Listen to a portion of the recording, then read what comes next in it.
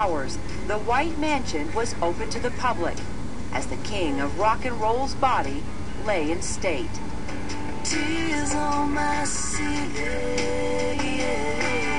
There was so many masses of people mourning. I remember watching, you know, as the casket was there, they were coming through and there was a line. And I just remember sitting on the stairwell not knowing what to do with that.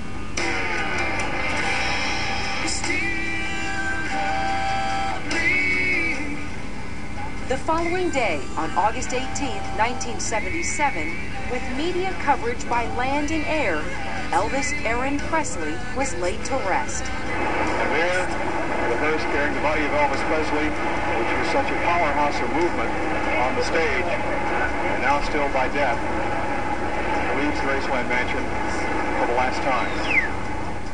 In the coming years, the king's death would only deepen the mystery surrounding his only child. And as a nation mourned and paparazzi swarmed, little Lisa Marie Presley rebelled.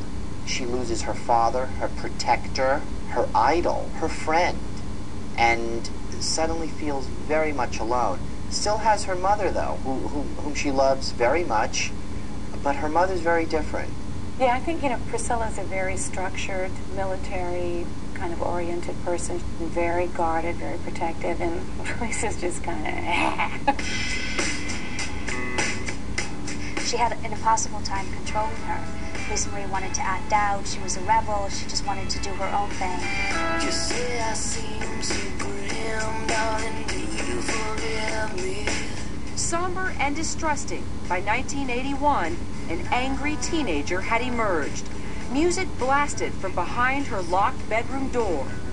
One way she rebelled against her mother was just to, blare the music. She loved Devo and Alice in Chains. There was Pat Benatar, there was Elton John, there was, Queen.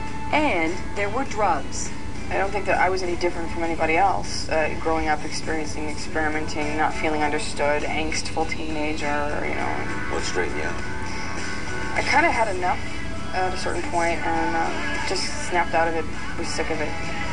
Priscilla's decade-long membership in the controversial Church of Scientology helped as well. It was here in 1985 that she met Daniel Keough, a fledgling musician who had little interest in the Presley name.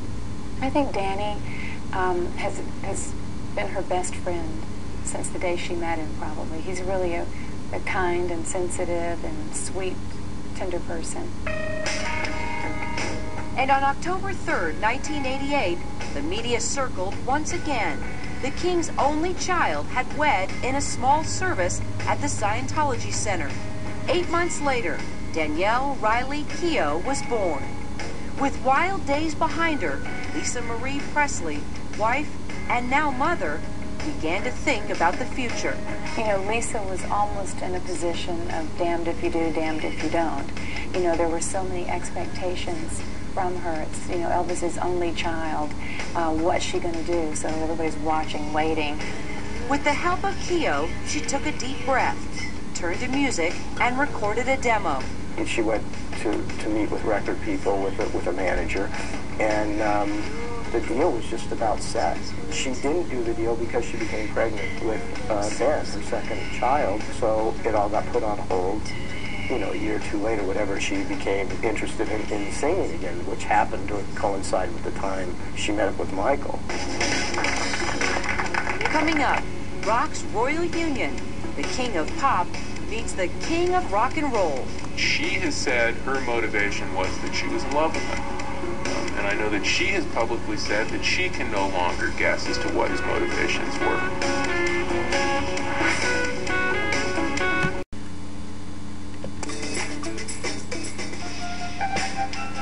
So I'm very happy to introduce to you Lisa Presley Keough. By 1993, Lisa Marie Presley was 24, married to a fellow Scientologist, Danny Keough, and a mother of 2. Reclusive musical aspirations were now on the back burner, and public appearances rare. Thank you very much. I'm happy to be here. But an important date was fast approaching, and with it came an end to her self-imposed anonymity.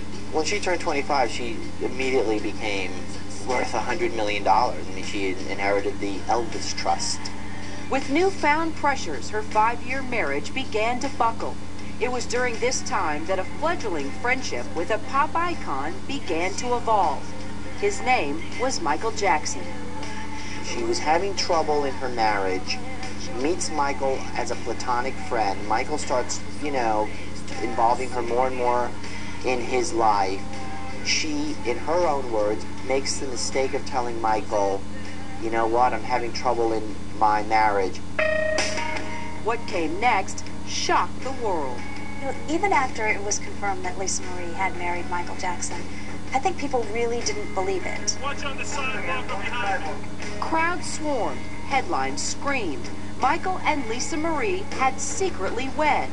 Graceland meets Neverland, and everyone was scratching their heads. The Michael Jackson thing was probably an ill-fated union from day one, but, you know, she tried. Yeah, she said she loved the guy, and I said, that's fine, as long as you're happy and safe is the only thing I really care about. You have to understand, this marriage came about in the wake of the child abuse allegations that surfaced in Michael Jackson's world in 1994. Allegations Jackson has always denied. Please welcome Mr. and Mrs. Michael Jackson. America got their first official peek at the 1994 MTV Music Awards. I just think nobody thought this would last.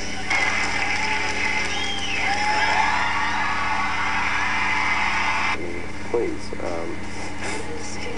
you know, who did that benefit? She didn't want to do it. I remember looking at it, and it was, you know, he got what he wanted. 9 months later, on June 14, 1995, 60 million people watched the infamous Primetime Live interview. He said, what would you do if I asked you to marry me? And I said, I would.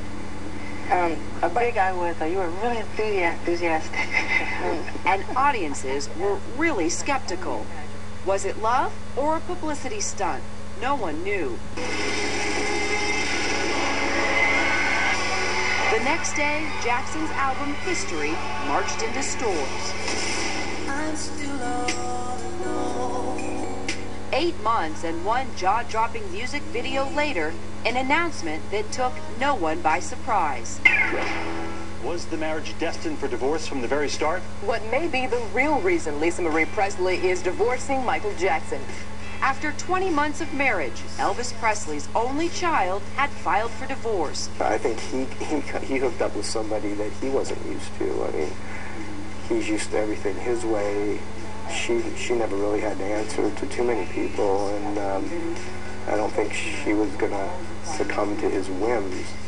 Jackson did not respond to our request for comment. In the coming years, Lisa Marie delved inward, again turning to music, but her recording debut was still years away. And in the year 2000, there was yet another high-profile relationship, this time with actor Nicolas Cage. When things were good, they were really good, as she said, and when they were bad, they were really, really bad. Theirs was a tumultuous pairing from the get-go.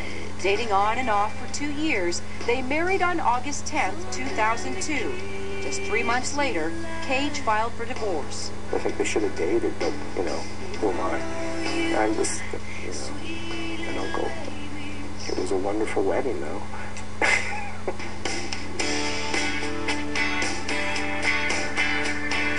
And in April 2003, with 3 husbands and 35 years behind her, Lisa Marie Presley finally faced her legacy.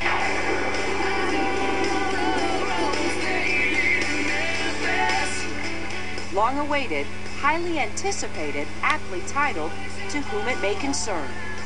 Lights Out is a song in which Lisa addresses the issue that we're most interested in finding out about it. Lights Out is a song about dying. It's about knowing that there's a place for her in the Graceland Cemetery next to her father. It's a song with a lot of darkness and a lot of longing in it. Selling 600,000 to date, reviews have been mixed, but no one can deny, after years of living in the shadow of her famous father, the king of rock and roll's daughter has finally come into her own. The beautiful thing about what Lisa has done is she has found her own niche. She has expressed herself solely and completely as an individual, and yet there is this aura of her father surrounding her. I want to affect people as I've been affected through music. I just want my own fingerprint. Lisa Marie's debut tour in support of her new album, To Whom It May Concern, has been extended and will now run through October.